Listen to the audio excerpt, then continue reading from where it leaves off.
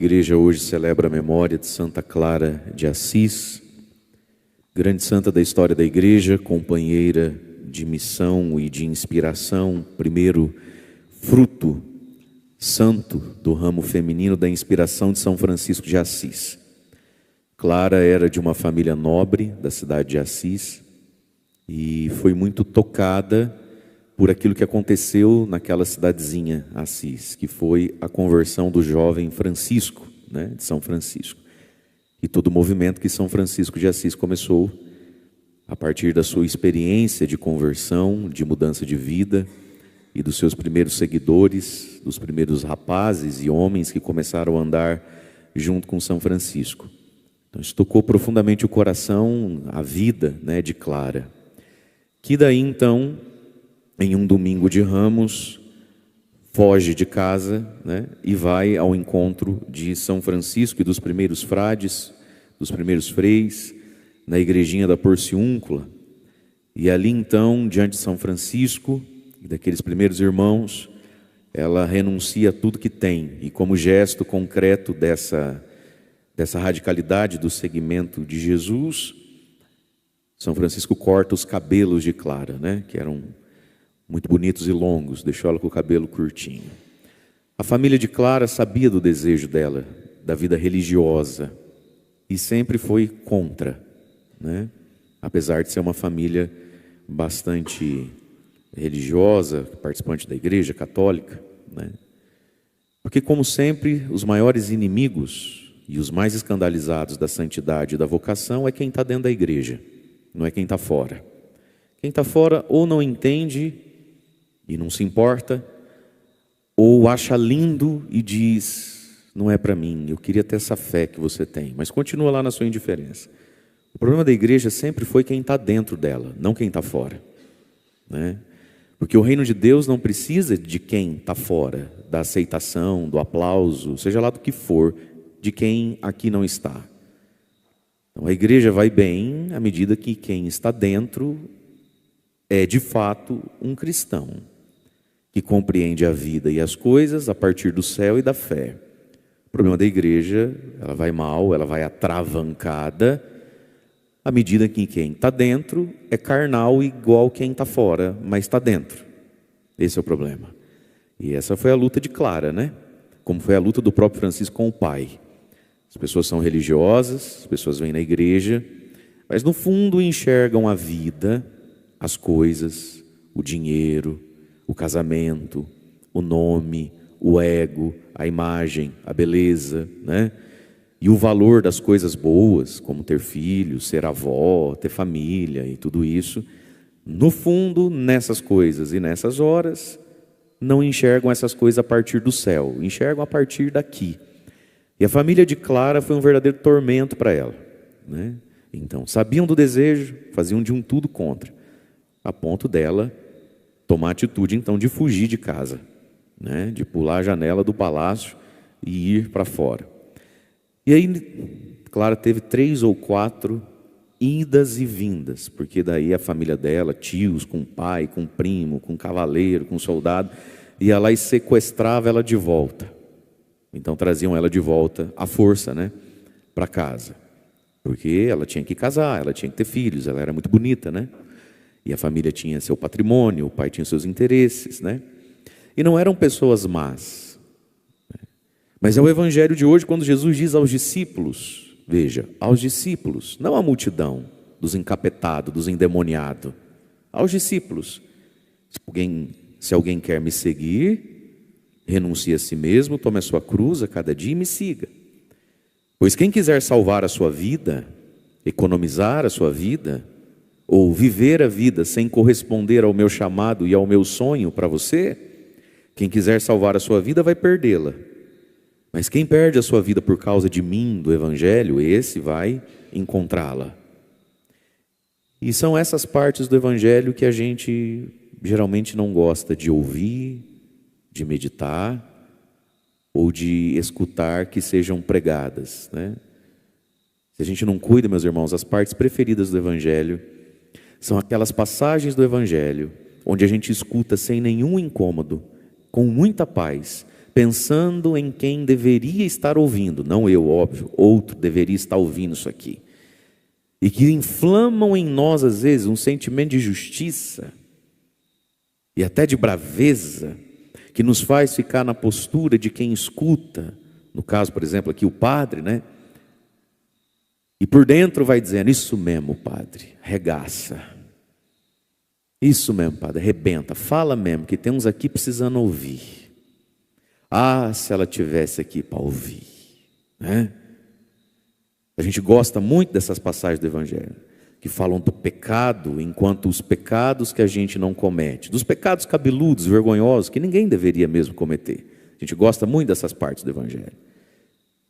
Mas muitas pessoas, muitos de nós, que nos temos por bons cristãos e que, graças a Deus, não cometemos esses pecados vergonhosos, que quando escutamos pregações sobre eles, ficamos dentro de nós dizendo: fala mesmo, padre, pena que não está aqui aquela uma. Nós vamos tendo muita dificuldade com o Evangelho, os trechos do Evangelho, como os de hoje. Se você quer me seguir, você não vai vir atrás de mim só porque você não faz aquilo que as amigas fazem, que os amigos da pescaria fazem. Você não vai vir atrás de mim ser meu discípulo, se vangloriando de não fazer coisa que deixa até o diabo com a bochecha vermelha. Se alguém me quer seguir, renuncie a si mesmo. Veja a capacidade de deixar Deus sonhar dentro de nós, a capacidade de deixar Deus trocar as nossas ambições, a capacidade de renunciar ao ego, esse lugar em nós, da nossa personalidade, do nosso eu, que tem sonhos, que tem vaidades, que tem senso de justiça e merecimento. Você não vai vir atrás de mim se você não renunciar isso aí dentro de você. A gente não gosta muito de meditar essas coisas. Tome a sua cruz e me siga, o seguimento de Jesus, andar perto dele, com a cruz, não sem ela, com a cruz da renúncia, com a cruz do serviço. Vida de padre é assim, 20%, não sei, mais ou menos isso, das pessoas que procuram um padre, elas têm problema com o pecado. Às vezes você quer falar com o padre, comigo, padre Murilo, não tem horário. Vou te dizer porque que não tem horário. 20% disso aí é pecado, que tá ocupando a vaga que você quer. É pecado. Cachaça, pornografia, tô sirigaiteando com outra mulher, com outro homem, coisa desse tipo. 80% é o quê? O que você acha que é? 80% é gente que não entende, não aceita, não fica em paz com a cruz que tem que carregar. 80% é o cristão que Deus deu a ele uma cruz, uma sogra para cuidar, uma missão na vida, um filho difícil. Você já entendeu que você vai ter que andar do lado desse menino aí por muitos e muitos anos. As cruzes da vida toda.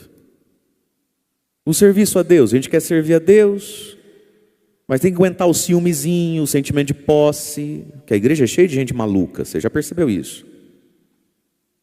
A grande maioria de nós somos pessoas que têm seus defeitos de temperamento, de caráter, né?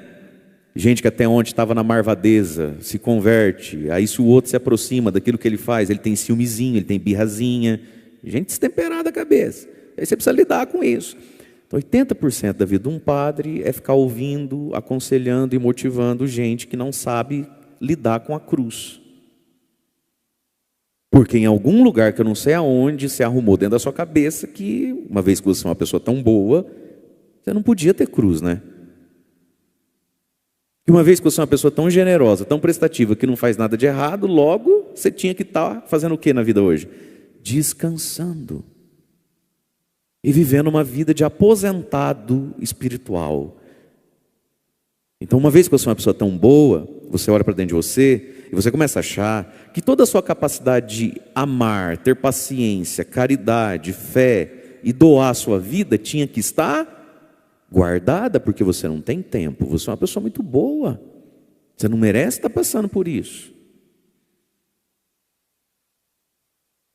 Porque parece que a gente entende com muita velocidade as partes da Bíblia e as pregações que descem a lenha no lombo dos outros. Como se o Evangelho existisse para nós, para ser um pedaço de pau ou uma pedra para a gente pegar e tacar nos outros, que fazem as coisas feias, que ninguém pode fazer realmente, e que graças a Deus a gente não faz. Mas aí quando chega nessas partes aqui, ó, ou não faz sentido para nós, ou faz sentido, mas na hora de aplicar na nossa vida, a gente esperneia. Igual criança, para sair da cama num dia de frio para ir para a escola, para catequese ou para a missa. Tome a sua cruz e me siga. E aí, meus irmãos, a gente precisa entender uma coisa. Deus não é bobo nem besta. Deus, Ele investe. Por que a cruz de Clara foi maior que das outras moças? Vamos olhar para a vida de Clara, então. O que Deus, o que Cristo pôs dentro do coração dela, a cruz que Jesus apresentou para ela, foi muito maior do que a cruz que Cristo apresentou para as outras mocinhas de Assis. Por quê? Justamente porque Clara era melhor que as outras moças de Assis. Não havia mais virtuosa do que ela. Não havia mais piedosa do que ela. Não havia ninguém mais preparada do que ela para aquela missão. Você imaginou se Santa Clara então olha para tudo aquilo e resolve então marcar um horário com o padre para perguntar: por que eu? Ora, Clara, se não é você que vai cuidar dos leprosos de Assis, dos pobres, e evangelizar essa juventude, seria quem, meu anjo? Então, meu irmão, minha irmã, se a gente no fundo não está disposto a dar a nossa vida mesma para Deus, é bom ficar longe dele. Porque a palavra diz que ele é um fogo consumidor. Porque a palavra diz assim: Moisés, ninguém pode me ver e continuar vivo. Você quer ver a Deus? Esteja pronto para morrer. Ele é um fogo consumidor. Chegou perto, queima. Chegou perto, consome. Mas em nós existe um negócio de que, porque a gente chegou perto, a única coisa que o fogo dele pode consumir é sexo, nunca mais vou fazer essas coisas.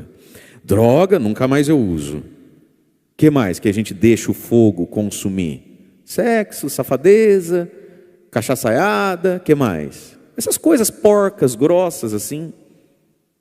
Que se o ser humano fosse inteligente mesmo, não precisava nem da igreja para parar de fazer ou nunca entrar nessa. Essa que é a verdade.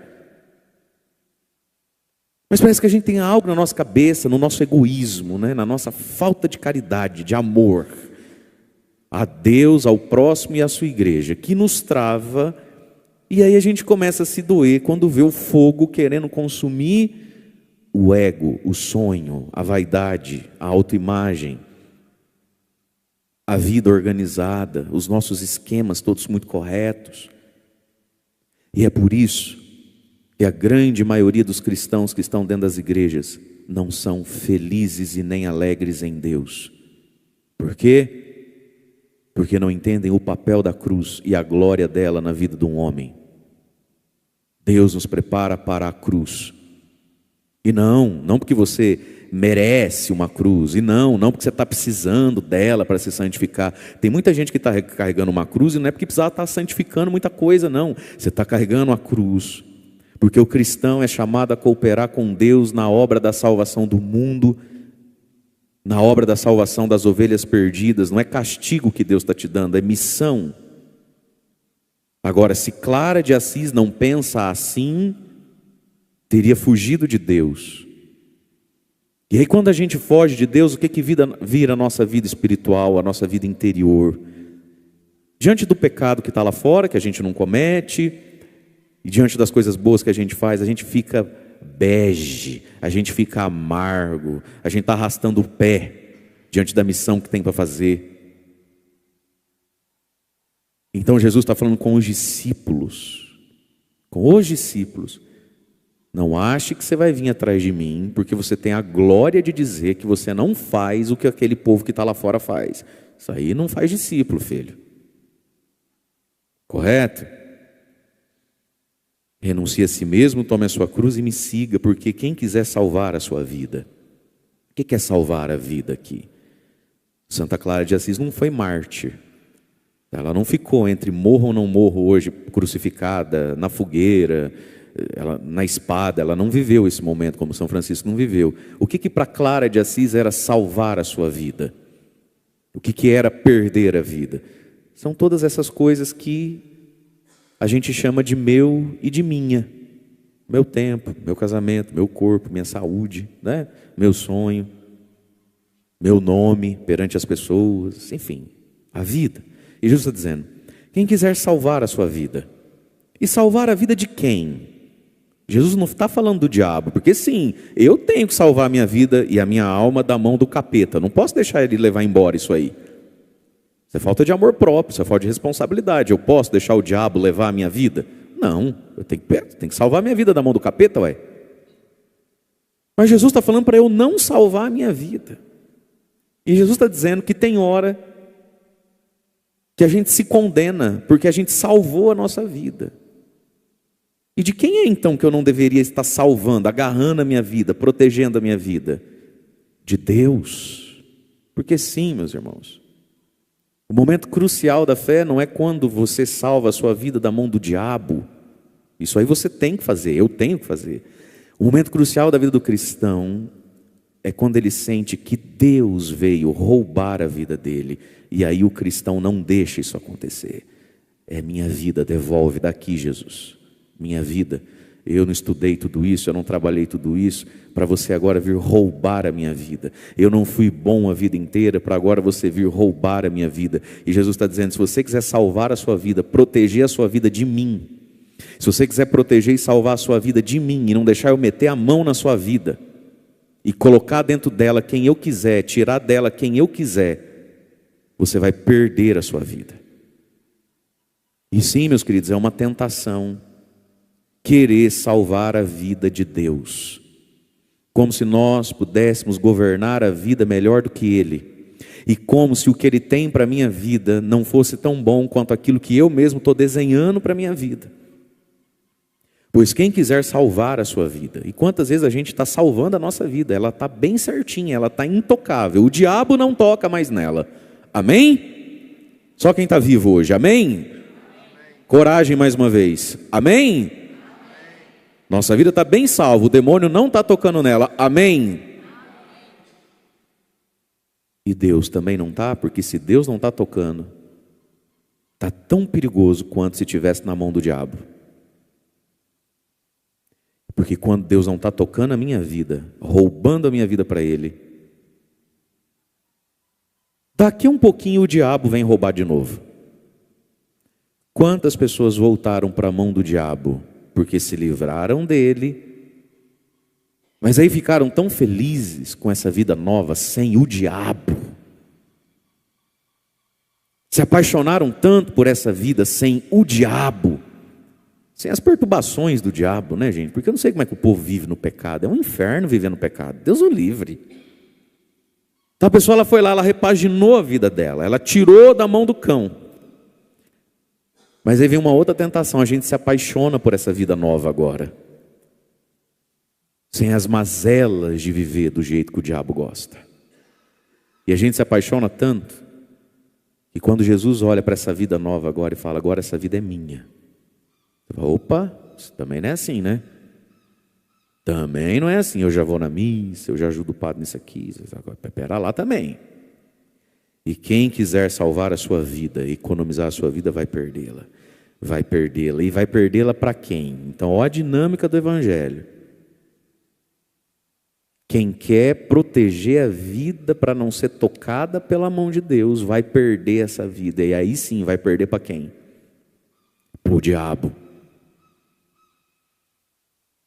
Para o mundo, para a carne. Mas quem perde a sua vida para mim, esse encontra verdadeiramente a vida. E vida que é a vida eterna, né? A zoé em grego, é a vida eterna. É a vida que começa aqui e entra no céu, mas começa aqui. Agora, se entra no céu como vida, significa que aqui já é a vida do céu acontecendo aqui. Então, quando Jesus diz que quando a gente fica fugindo dele, a gente perde a vida, ele está falando que a gente vai perder o céu um dia? Sim, mas não só.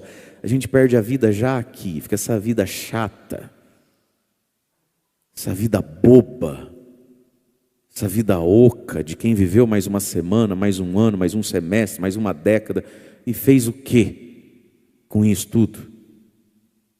Engordou, perdeu o cabelo, magoou, foi magoado. Ah, sim, trocou o carro 2 vezes, sabe? É uns negocinhos assim que... E aí vem as perguntas que às vezes a gente não gosta de fazer para nós mesmos. Que quem tem uma filha como Clara, não se faz às vezes. Talvez os pais, a família de Clara tinha muita dificuldade com essa linha do Evangelho aqui, ó, versículo 26. De fato, do que adianta ganhar o mundo inteiro, mas perder a sua vida? Afinal de contas, de que adianta ganhar o mundo? Quantos casais hoje, né? Um medo de ter filho. Um medo de ter filho. Um medo de ter mais um. Um medo de ter o primeiro.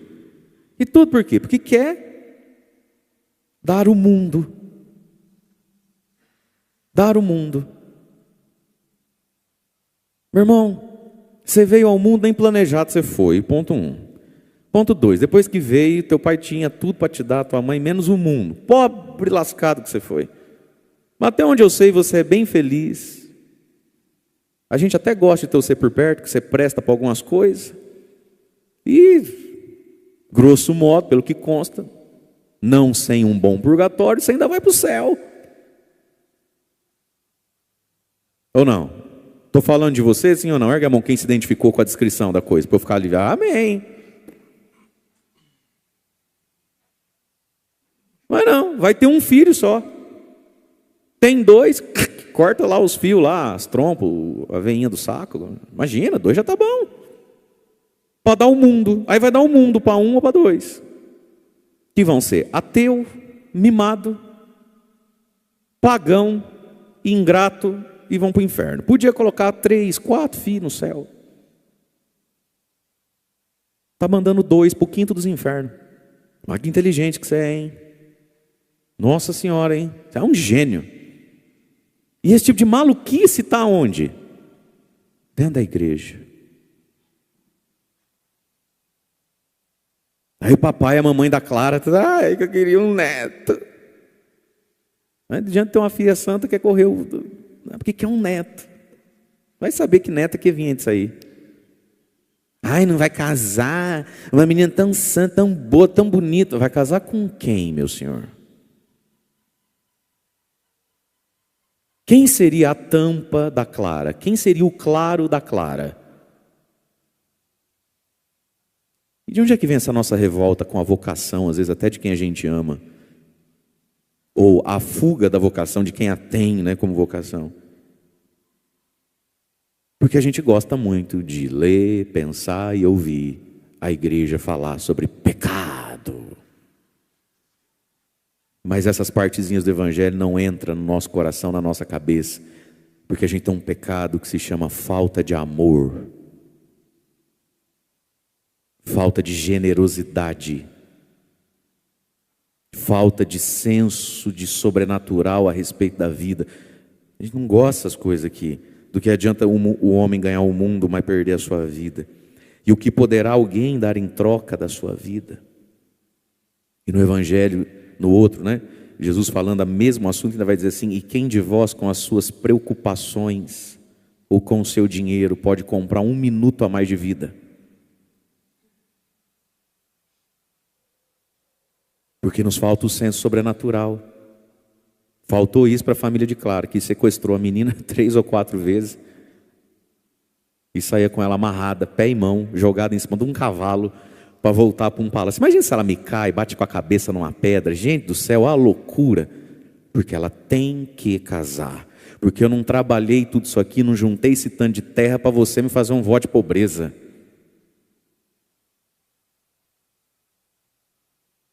Então, é possível a gente estar na igreja, até servir a Deus através dela e não ter senso sobrenatural a respeito da vida, a respeito da alma, a respeito do céu, a respeito do inferno, a respeito de Cristo.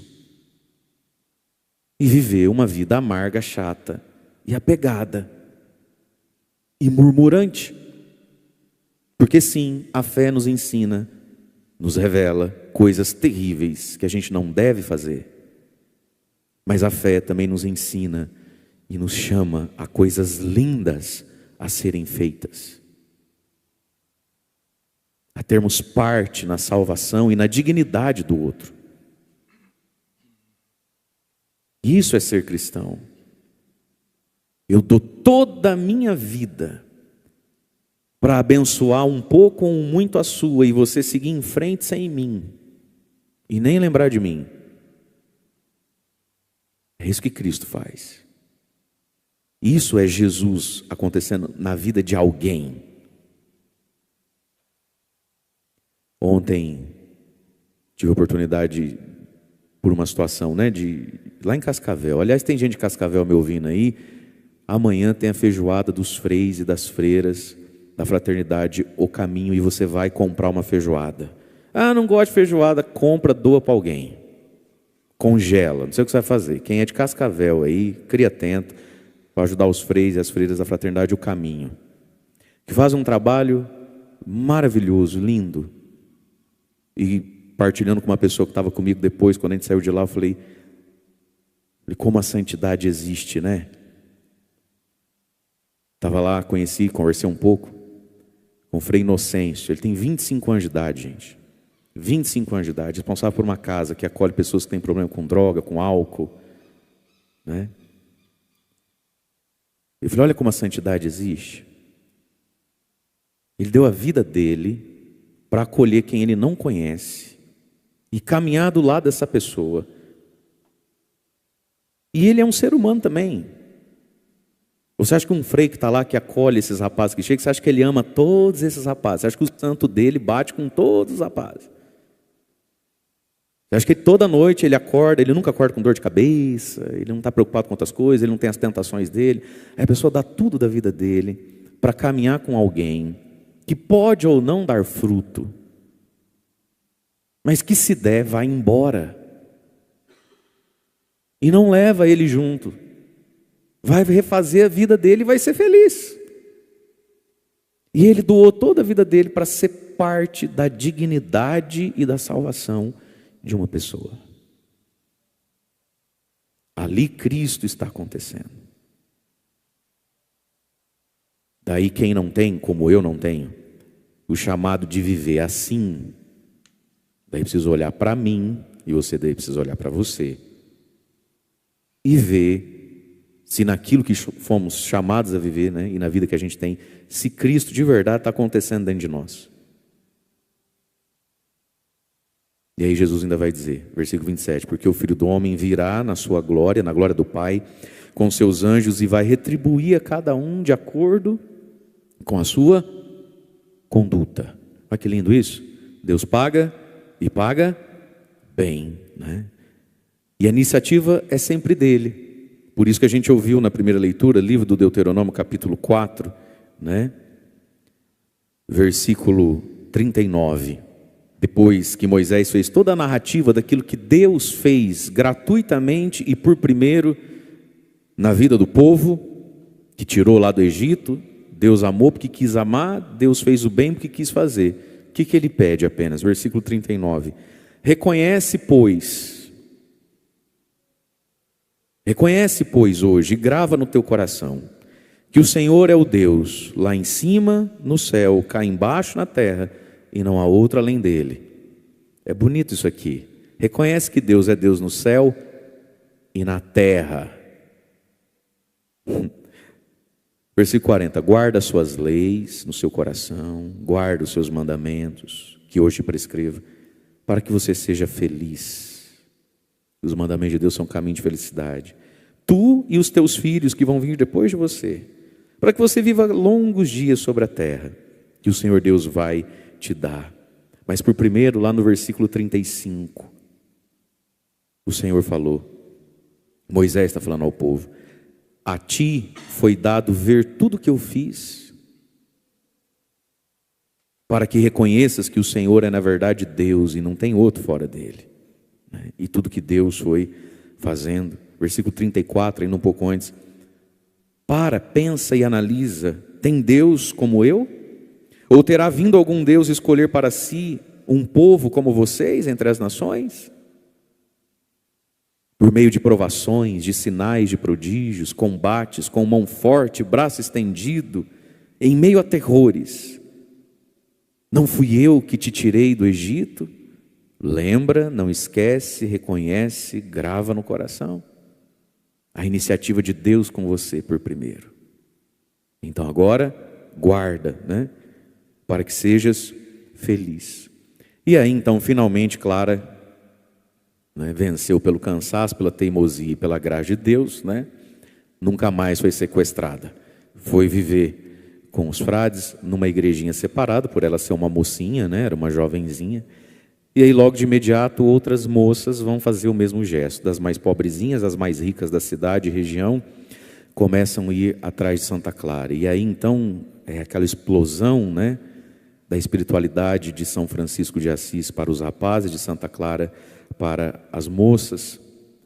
E Clara então vai viver essa vida, no caso dela, né, de profunda pobreza. Ela chama essa comunidade, esse início de obra, de filhas e damas da pobreza. Quando ela morre, também vira o nome daí de Clarissas, né? Mas enquanto ela está viva, o nome que ela deu para a congregação, para a comunidade, foi filhas e damas da pobreza. E vão viver no mosteiro, numa vida de contemplação, de oração, algumas com algum auxílio aos mais pobres e necessitados mesmo, os de rua, né? E foi Santa Clara então profundamente frutífera, né? Gerou e gera até hoje em muitos corações o chamado de Deus. E viveu uma vida muito santa, viveu muitos anos, viveu bem mais que São Francisco de Assis.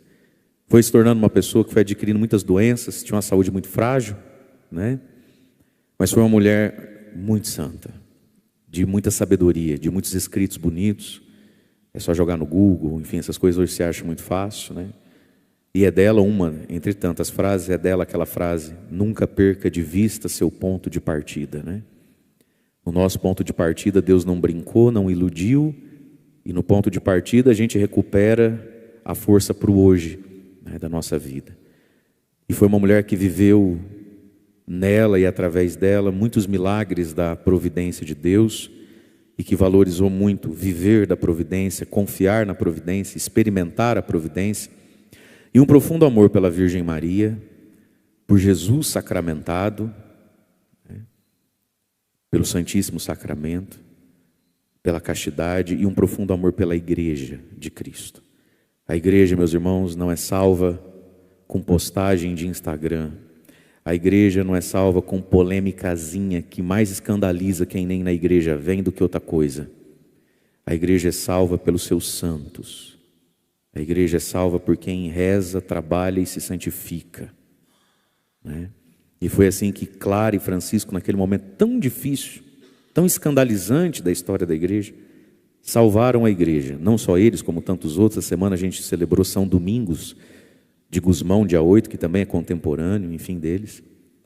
Mas a igreja é salva sim. Mas que Deus nos dê hoje, então, por intercessão de Santa Clara, a graça de pensarmos a vida a partir do céu, as nossas realidades, e que essas páginas mais difíceis do Evangelho, que essas páginas que não tem como, nem que a gente quisesse na nossa ignorância, essas páginas que não tem como a gente transformar numa pedra ou num porrete, para atacar em quem vive no pecado.